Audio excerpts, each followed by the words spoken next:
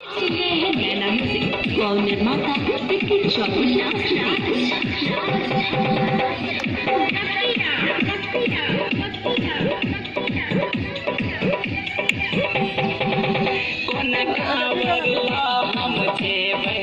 भंगिया के कोना चढ़ेबे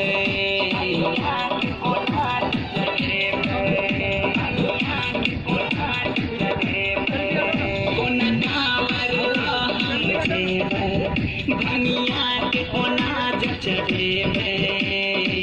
मिथिला में चल कोन कमी से झारखंड गेला हमार जोगिया कोना दूर भ गेला अरे भंगिया कोना दूर भ गेला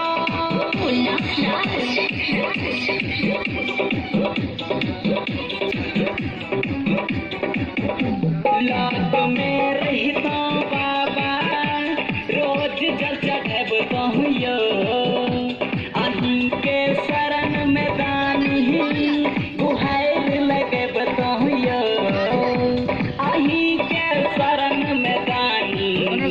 बुहार लगब कहियो फूल बेलपत्री रोजन तो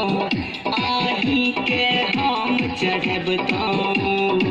सबसे सुंदर भूमि के छिर आहा के भेला ए हमर भोला हाजी कोना दूर भ गेला रोहित कैमरा के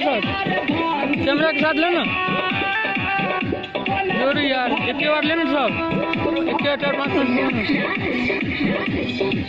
कहाँ हो रहा है नगरी में है बाबा पहाड़ पहाड़ियो कोना जायब हम बाबा परत पीरा भारियो कोना जायब हम बाबा